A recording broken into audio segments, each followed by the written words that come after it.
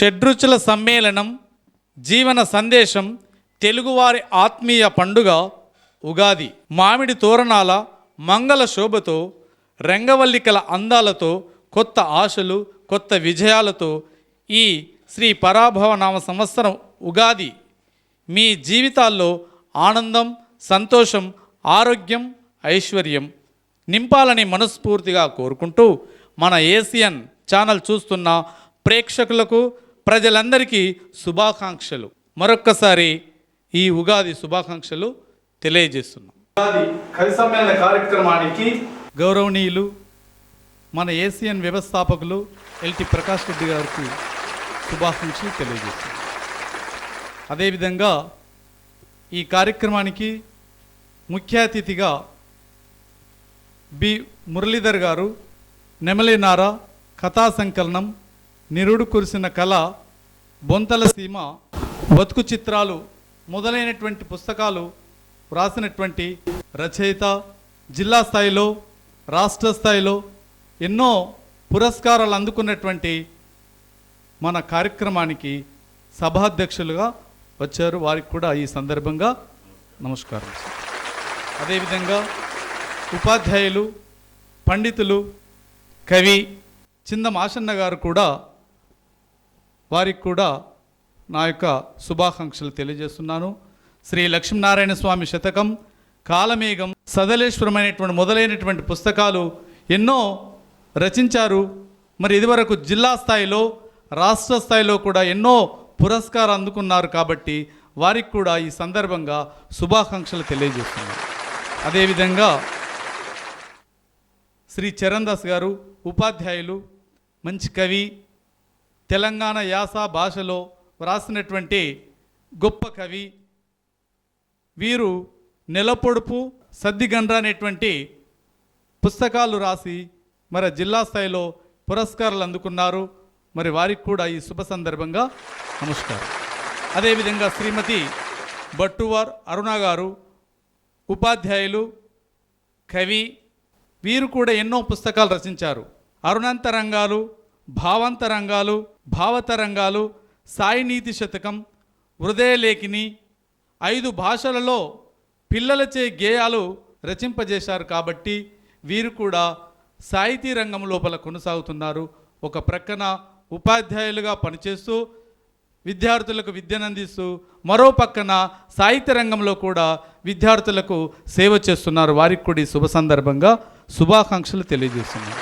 అదేవిధంగా నవలా రచయిత, ధరణి అనేటువంటి నవలా రచయిత మరి మన ఆకాశవాణి కేంద్రం నుంచి చాలా ప్రసారమై ప్రేక్షకుల్లో కూడా హృదయాల్లో వారు ఒక రచయితగా, నవలా రచయితగా గుర్తింపు పొందినటువంటి మన రమేష్ యాదవ్ గారికి కూడా వారి వృత్తి జర్నలిజమైన సాహిత్య రంగం లోపల కొనసాగుతున్నారు.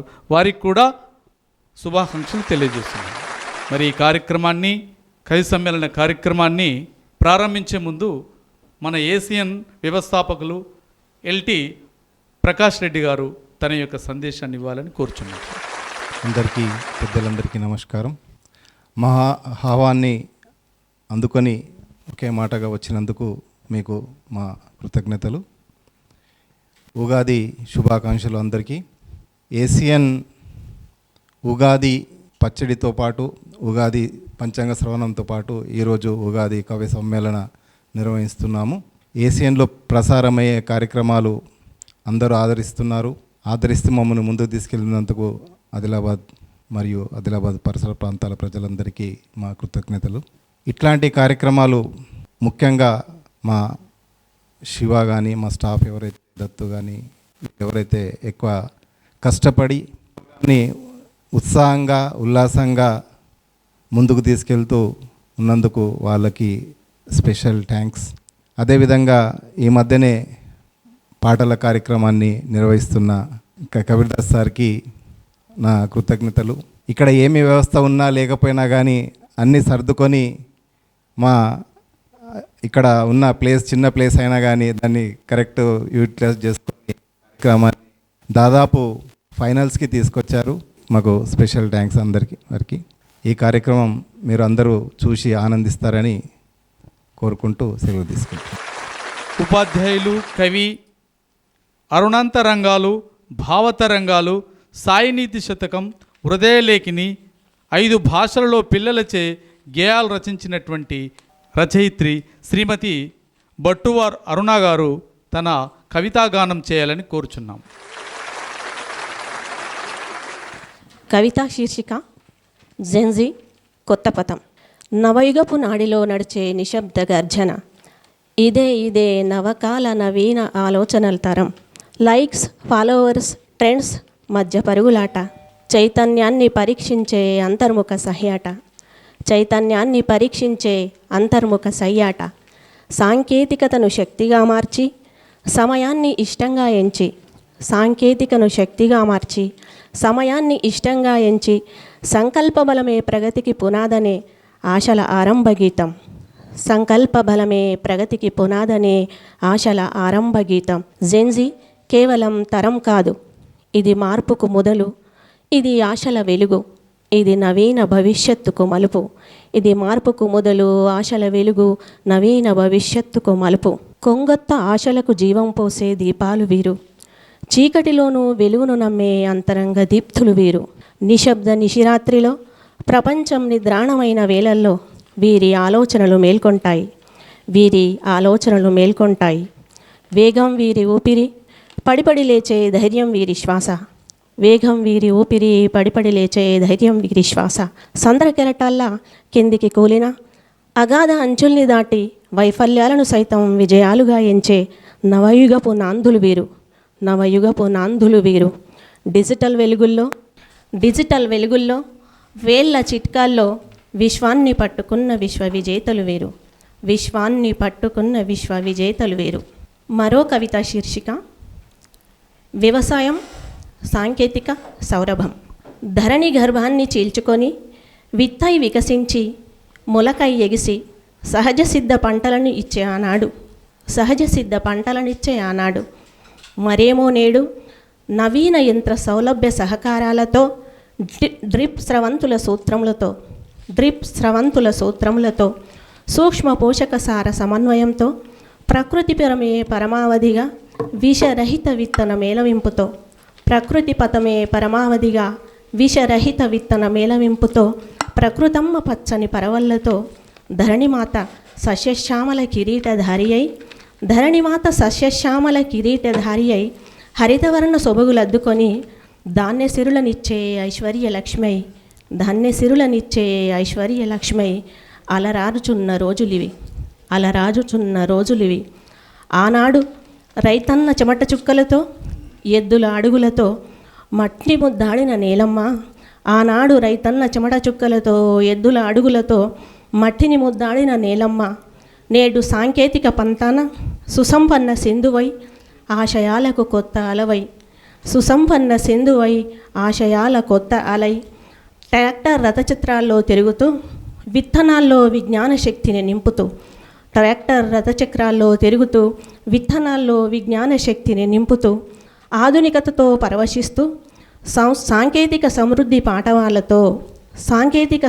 పాఠవాలతో నవ్యపథ విజ్ఞాన వైభవం సవ్యమై సాగగా, జలబిందు సంరక్షణ నేపథ్యంతో నేలమ్మ బలపాఠవాన్ని పరీక్షిస్తూ ఆధునిక విజ్ఞాన ఘనత జోడించి గోమయ జీవామృతాన్ని చిలకరిస్తూ అవనికి సంజీవనాన్ని అందిస్తూ ఆధునికతతో కలిసిన ప్రకృతి సాంకేతిక సారథ్యమై సాగినప్పుడే రైతు సంబరం అంబరాన్ని అంటదా, భూమి ఒడిలో భవిష్యత్తు వెలుగదా. ధన్యవాదాలు సార్, అవకాశం ఇచ్చిన కృతజ్ఞతలు. Thank you madam. మీ స్వరరచన, పదరచన చాలా బాగుంది, ధన్యవాదములు. అదేవిధంగా తెలుగు భాష పండితులు, కవి తెలంగాణ యాసలో తాను రచించినటువంటి రచనల ద్వారా పాఠకుల్లో ఎందరి హృదయాల్లో నిలిచిపోయినటువంటి గొప్ప కవి మన చరణ్ దాస్ గారు తన కవితాగానాన్ని వినిపించాలని కోరుచున్నాం సార్. నా పేరు టి చరణ్ దాస్. నేను ఆదిలాబాద్ మాండలికంలో ఇప్పటిదాకా 2 కవితా సంకలనాలు వచ్చినాయి. మొదటిది నెలపొడుపు, ఆ తర్వాత మొన్ననే సద్దిగండ్ర అనేటటువంటి కవితా సంకలనాన్ని ఆవిష్కరించుకోవడం జరిగింది. రేడియో ప్రసంగాల్లో కథానికలు ప్రసారం చేయబడ్డాయి, కానీ అవి ఇంకా ముద్రణకు నోచుకోలేదు. అట్లనే ఇంకొక శతకం ఆటవెల్ది ఛందస్సులో అది కూడా రాయబడి ఉంది, ముద్రితానికి ఇంకా నోచుకోలేదు. ఇప్పుడు నేను చదువుతున్నటువంటి కవితా శీర్షిక నడుస్తున్న కాలం. పొడుస్తున్న పొద్దు పకపక నవ్వుతున్నది, పొడుస్తున్న పొద్దు పకపక నవ్వుతున్నది, నడుస్తున్న కాలం గిట్లదే కాబట్టే. స్టీలు గిన్నెలు గిలాసులు ఎండికెల సిక్కులకు అమ్ముడుపోతున్నాయి, స్టీలు గిన్నెలు గిలాసులు ఎండికెల సిక్కులకు అమ్ముడుపోతున్నాయి, కసలంకు నడిచే ఎడ్లు లారీలల్లా ఎక్కి పోతున్నాయి, కసలంకు నడిచే ఎడ్లు లారీలల్లా ఎక్కి పట్నంలా పుట్నాలు అవుతున్నాయి. ఊర కుక్కలు ఉరుకుడు మొరుగుడు శాతగాక, ఊర కుక్కలు ఉరుకుడు మొరుగుడు శాతగాక దొంగల భయంకు నోరు మూసుకున్నాయి. బూరు కుక్కలు కార్లల్లా తిరుగుతున్నాయి, సబ్బుతోని తానం చేస్తున్నాయి. నడుముకు బెల్టు కట్టుకొని షికారి చేసుడు శాతగాక బిర్యానీ తింటున్నాయి. డైరీ ఫామ్ ఉన్నోళ్ళ బర్లు ఏసీల నిద్ర, ఊరవతల ఇటుక బట్టి లేబర్ దోమలతోని తెల్లందాకా జాగారం. భక్తులకేమైందో దేవుణ్ణి నమ్ముతలేదు, దొంగ బాబాలకు మొక్కులు చేసి మోసపోతున్నారు. సిమెంటు పని సీసీ రోడ్లు సుక్క నీళ్లు భూమికి ఇంకై, మునుపు ముంతలతోనే దాగినోళ్ళు ఇప్పుడు బాటిళ్లతో దాగి ఇంటెనక ఇంకొడు గుంతలు అవ్వుకుంటున్నారు. మన భాష మన యాస ఎల్లని మతికస్తుంది, సట్టినాడు కుక్కని మల్లన్న దేవుడు అన్నట్లు. ఆంగ్ల మంగట్లో బింగై పానమున్న పాపెరుకొనులు వనక బొంబాయి మచ్చి అండుకొని ఇల్లంతా కౌసు చేసుకుంటున్నారు. కోకలు సీరెలు చింతల పడ్డాయి, బీరువల జాగలేక పందుల భయంకు చేను చుట్టూ కడుతున్నారని. పాతకాలం పీజీలు చదివిన పెద్దలు మేమే పనికిరాని గద్దలమని అద్దం చూసి తెల్ల మొక్కమును నల్లగా చేసుకుంటున్నారు. 3 ఏళ్ల పోరడు దొబ్బుడు ఫోన్ల పాట పెట్టి డ్యాన్స్ చేస్తున్నాడు. బాసర్ల అక్షరాభ్యాసం, అమెరికాల సాఫ్ట్వేర్ ఉద్యోగం. దేశం పోయిన కొడుకుల తల్లిదండ్రి ఇంటి పక్కోడే కన్న కొడుకు, అసలు కొడుకు సావు కందడు, తమ్ముని కొడుకు కుండబడతాడు మశకం పెడతాడు. ఈ చంత్రం మాట ఎన్ని తీర్లు చెప్పినా తెలిసిన వాళ్ళు సయానొచ్చు, షోకిల దివాలు దిష్టోళ్ళు నయానొచ్చు. ఇంకో కవిత శీర్షిక పత్తి రైతు గోస. దుక్కిబిడ్డ తాపని దీస, పోతసాలుకు మునుంబట్టి సారెలేసిన రైతు బిడ్డ. తెల్లారదామట్టు కూరె కొయ్యలు చూసి మిరుగుపోనుందని ఇత్తును ఇగరంతోని ఏసిన గీతలల్లా పోతసాల్లా గుమ్మరిచ్చిన భూమవ్వ కొడుకు. పాలిచ్చే బర్రెకు కల్లిపిండి అతడు, తగిలిన దెబ్బకు పలిగిన నెత్తికి అలిగిన రాసపుండుకు కట్టుగట్ట దూది బొండతడు. రొట్టెల ముళ్ళకు సద్దిగండ్రె, తలాపకు తక్కే పట్టెమంచంకు పరుపు. మానవ సమాజ మానరక్షణకు మందకావలి కాస్తున్న సందగావలి సుక్కతడు. అంగి రైక్య కోక పాగా దుప్పటి వేసుకున్న ఏషాలకు పోషాకు, నూనె కంపెనీ మిషన్లకు మినుగురు, దీలనాడు దీపెంతలకు అత్తి, మేరోళ్ళ సూదిల దారం, బొంతపేగులకు పెదరాయుడు పాద్దోతి అవతారం. రాజకీయ పార్టీల జెండాకు దారమతడే, బట్టకు ఆదరతడే. అడుగుమందులోడు అడుగుముంచిండు, పురుగు మందులోడు అసలుకెసరు పెట్టిండు. కాటన్ దొరల మైచరి బేరంకు, దళాలీల దగులుబాజిలికి గిట్టుబాటు లేని ధరల మడువుల నిండ మునిగిన పాతాల గరియతడు. సిగరెటు అంత ముఖ్యమైనది కాదు, కానీ దాని తయారీదారు కోటీశ్వరుడు. కళ్ళు అంత అవసరమైంది కాదు, దాని వైస్ ఛాన్సలర్ అగర్భ శ్రీమంతుడు. కానీ పత్తి వండించునోడు గర్భదరిద్రుడు. ఆనదేవుని కోపంకు కొంప ముంచుకున్నోడు, గులాబీ రంగు పురుగుకు గులామీ అయిండు.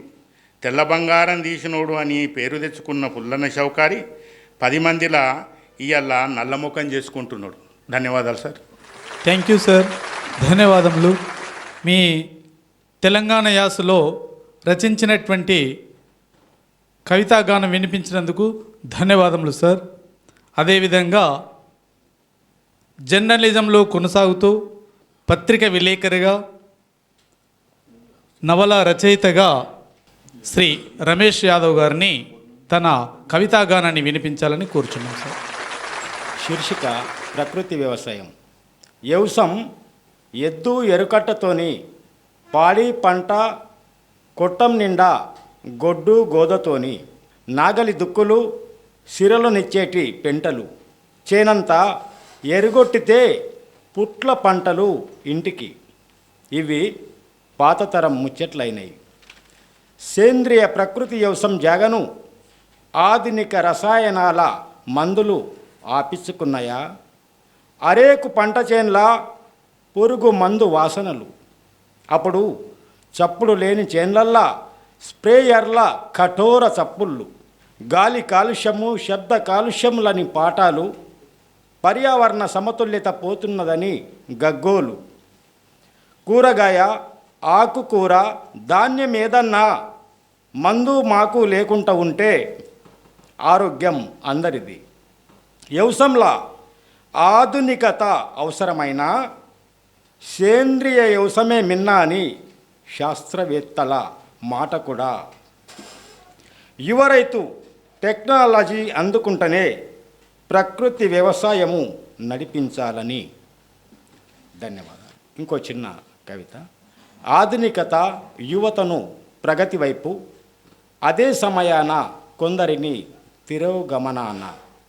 గురువులు తల్లిదండ్రి నేర్పే క్రమశిక్షణ, సంస్కారయుత జీవనం, ఉన్నత విద్యా నైపుణ్యం మంచి జీవనోపాధిగా.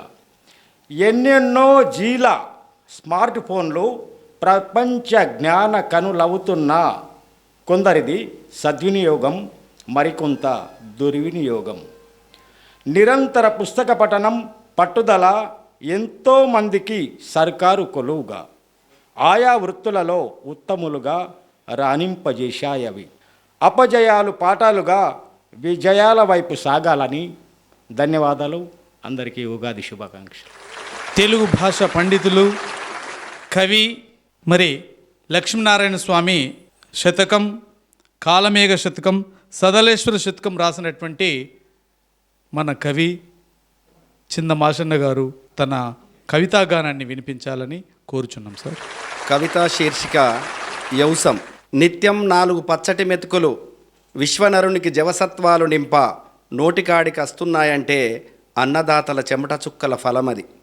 నిత్యం 4 పచ్చటి మెతుకులు విశ్వనరునికి జవసత్వాలు నింప నోటికాడికి వస్తున్నాయంటే అన్నదాతల చెమట చుక్కల ఫలమది. ప్రకృతి వ్యవసాయం పల్లెజీవులకు పసిడివరం. ప్రకృతి వ్యవసాయం పల్లెజీవులకు పసిడివరం. ఆవు పెండ, పంచితం పచ్చిరొట్టె, పుట్టమట్టి పప్పుపిండి పంటకు జీవామృతమయ్యేవి. అంతర పంటలు ఎండుగడ్డి కుప్పలు పోషకాలను భూగర్భాన నిలిపేవి. బుర్రకాయలున్న పాతితునాలే ఏడాదికొకసారి చేనుకు పంటనియ్య సాలుసాలుకు బాలింతయ్యేవి. అంతర పంటలు ఎండుగడ్డి కుప్పలు పోషకాలను భూగర్భాన నిలిపేవి. బుర్రకాయలున్న పాతితునాలే ఏడాదికోసారి చేనుకు పంటనియ్య సాలుసాలుకు బాలింతయ్యేవి. పెండరాసి పత్తి పెడితే పెరడెలుముగాసేది. బురుకులు సామలు కొర్రలు శివుని తలవాలు, నువ్వులు తొగళ్ళు శనిగలు అవిసెలు, రాములక పండ్లు రాజగిరి కూరలు. తీగవెసరి దివిలెబబ్బెరి పెజ్జొన్న కంకులకు పెట్టింది పేరు. తీరొక్క పంటలకు తీపి జ్ఞాపకాల గురుతులు. తీరొక్క పంటలకు తీపి జ్ఞాపకాల గురుతులు. మందు లేదు మాకు లేదు, భూసారాన్ని నింపుకున్న పంటేది తిన్నా కమ్మటి వాసనతోని కడుపు నిండేది. ప్రకృతి వరప్రసాదంగా ధాన్యరాశులు దండిగా నిండి గాదెలు గుమ్ములు గరిసెలు పొంగిపొర్లేవి. ప్రకృతి వరప్రసాదంగా ధాన్యరాశులు దండిగా నిండి గాదెలు గుమ్ములు గరిసెలు పొంగిపొర్లేవి. అప్పటి దినుసులు తిన్న 100 ఏళ్ల ముసలోళ్ళు కూడా కంకలెంక రంకెలేస్తారు. అప్పటి దినుసులు తిన్న 100 ఏళ్ల ముసలోళ్ళు కూడా కంకలెక్క రంకెలేస్తారు. కాలం మారింది, కాపుదనం కష్టాల కావడినెత్తుకున్నది. కాలం మారింది, కాపుదనం కష్టాల కావడినెత్తుకున్నది. ఇప్పుడు మట్టి పరమలం మందులమేసి కల్తీ కాలం ఇంట్లో దూరింది. వానపాములు మిత్రపురుగులు శత్రువులయ్యాయి, పైరుకు పగదారయ్యాయి. రంగురంగుల గింజల డబ్బలు రైతు బతుక్కి మూతగుద్దినాయి. ఊపిరి దెంపే ఉరులైనయి.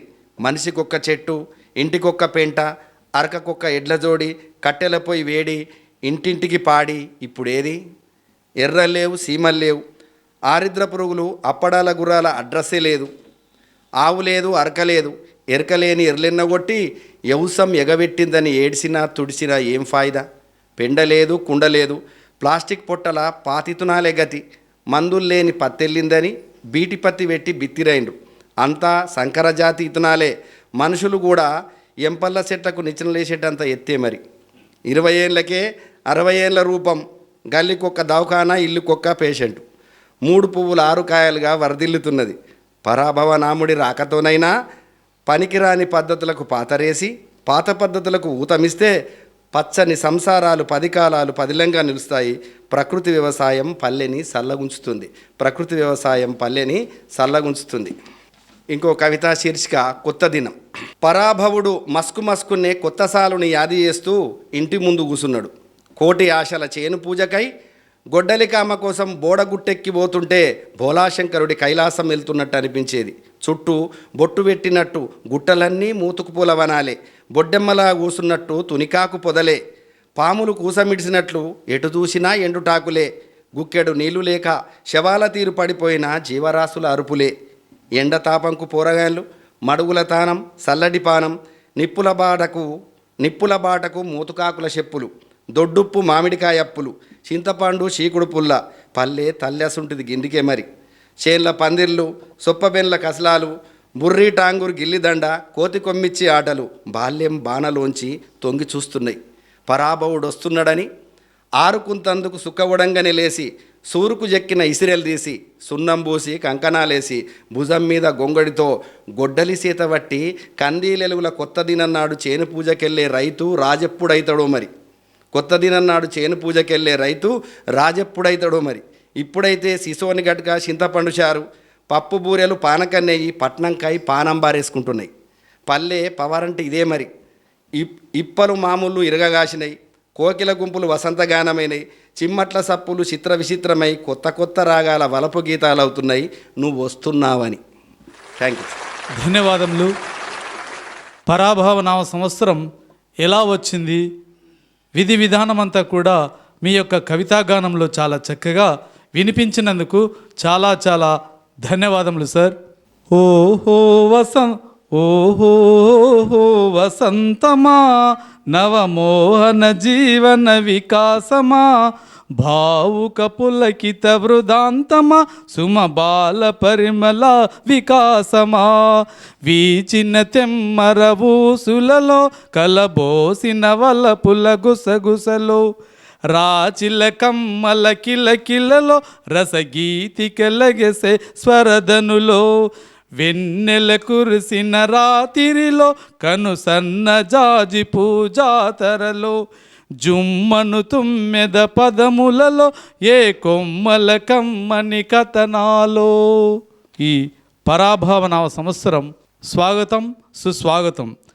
మొదటి నా జన్మదినము మురిపెమ్ముగాను, మొదటి నా జన్మదినము మురిపెమ్ముగా నీకు హృదయ ఆరతులిత్తు ముదము మీద, దినము వృద్ధి దేదిప్యము వెల్గా స్వాగతము పరాభవ వత్సరమ్మా.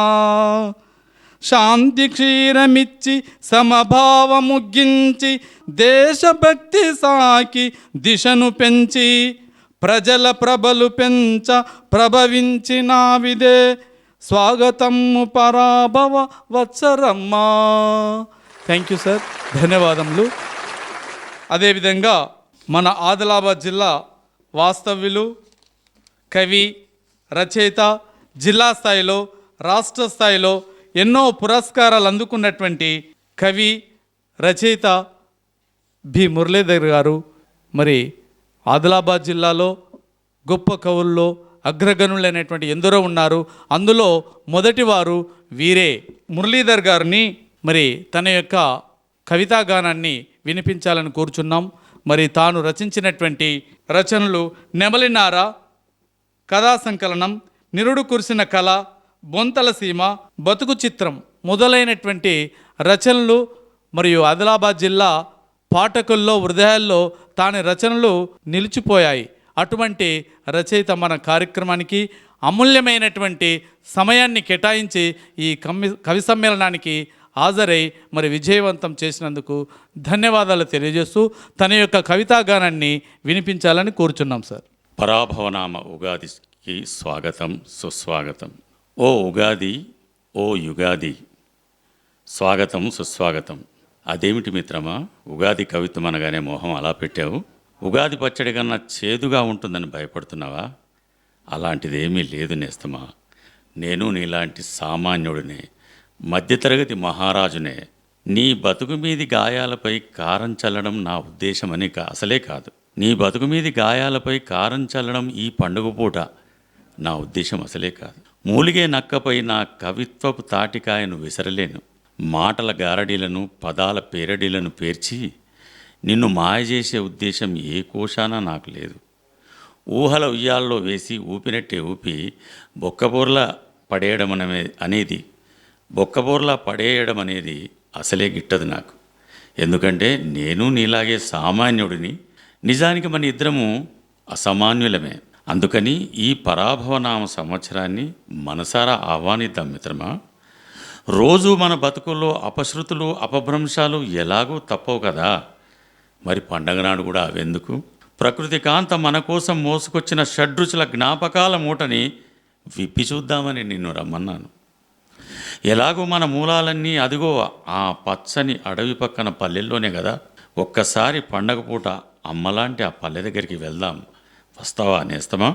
అక్కడ మర్రాకు విస్తారలో వడ్డించిన గులాబీ రంగు తీయని బువ్వ, లేత మామిడి కాయతో చేసిన పులిహోర సువాసన, బంగారు రంగు ముద్దపప్పు, ఘుమఘుమలాడే ఆవు నెయ్యి, ఉగాది బూరెలు, మళ్ళీ ఒక జీవితకాలానికి సరిపడే షడ్రుచుల భోజనం, ఇవన్నీ అనుభవించడానికి మన తల్లిలాంటి పల్లె దగ్గరికి వెళ్దాం. వస్తావా? నీకు జ్ఞాపకం ఉందా మిత్రమా? చిన్నప్పుడు మన ఊరి చెరువులో మనం ఈదులాడుతూ ఉంటే ఇంటికెళ్ళిపోతున్న సూర్యుడు మనల్ని చూసి ఆగలేక తాను చెరువులోకి దూకి చెరువునంతా బంగారంగా మార్చిన క్షణం. ఇంటికెళ్ళిపోతున్న సూర్యుడు మనల్ని చూసి ఆగలేక తాను చెరువులోకి దూకి చెరువునంతా బంగారంగా మార్చిన క్షణం. అయితే పద, మళ్ళీ ఒకసారి సూర్యుని మనతో పాటు చెరువులోకి దుంకమందాం. ఇంటికి కాస్త లేటుగా వెళ్ళమందాం.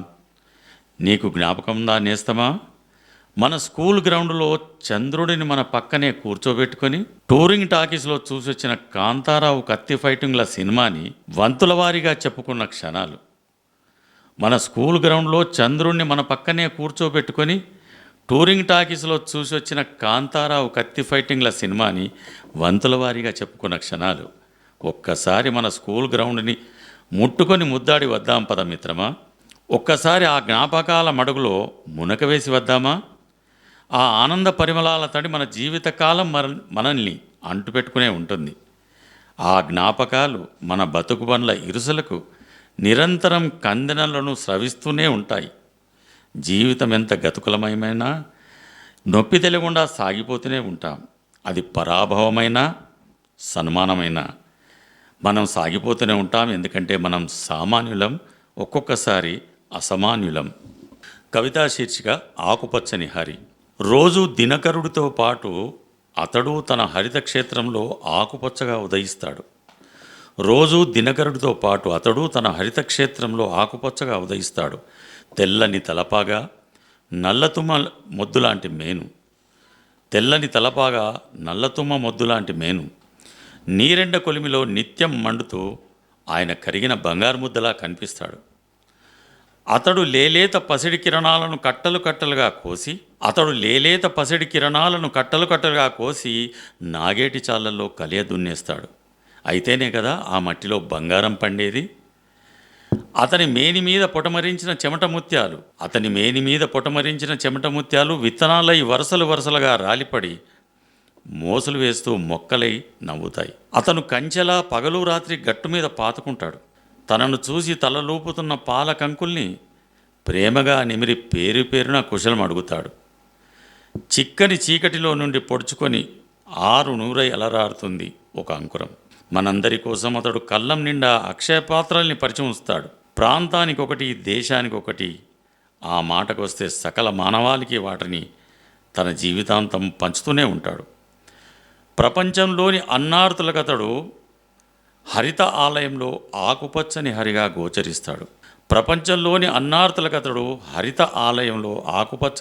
గోచరిస్తాడు. అతనికి ఈ సమస్త లోకాల తరపున సాష్టాంగ దండ ప్రణామాలు మనందరి తరపున అర్పిస్తున్నాను. అతనికి ఈ సమస్త లోకాల తరపున సాష్టాంగ దండ ప్రణామాలు అర్పిస్తున్నాను. ధన్యవాదాలు. థ్యాంక్ యూ సార్, ధన్యవాదములు సార్. మీ స్వర రచన, పదరచన చాలా బాగుంది సార్. మీ కవితాగానంతో మాకు, మా ఏసియన్ ఛానల్ చూస్తున్న ప్రేక్షకులకు, మరి అందరం కూడా పరవశింపచేశారు సార్. మరొక్కసారి మీకు ధన్యవాదాలు తెలియజేస్తున్నాను సార్.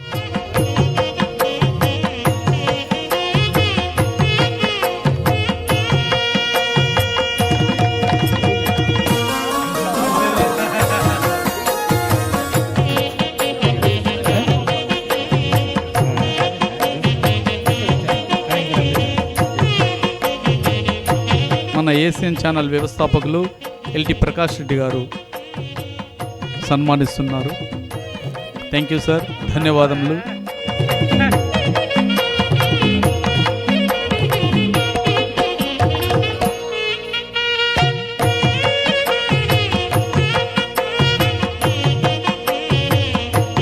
విజయవంతం చేసినందుకు ధన్యవాదాలు తెలియజేస్తున్నాం సార్.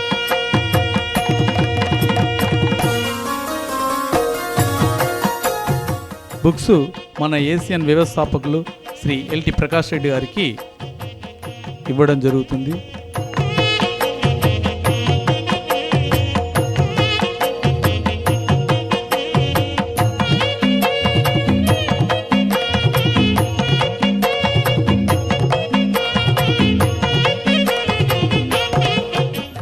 ఈ కార్యక్రమాన్ని ఏర్పాటు చేసినటువంటి మన ఏసియన్ వ్యవస్థాపకులు, గౌరవనీయులు, పెద్దలు, పూజ్యులు ఎల్టి ప్రకాష్ రెడ్డి గారికి ధన్యవాదాలు తెలియజేస్తూ, మరి అదేవిధంగా మన టెక్నీషియన్స్ గౌరవనీయులు శ్రీ శివకుమార్ సార్ గారికి, మరి దత్తు గారికి, మరి మిగతా సోదరుడు మిత్రులు వారికి కూడా, మన టెక్నీషియన్స్ బృందం వారికి అందరికీ కూడా పేరు పేరున ధన్యవాదాలు తెలియజేస్తున్నాను సార్.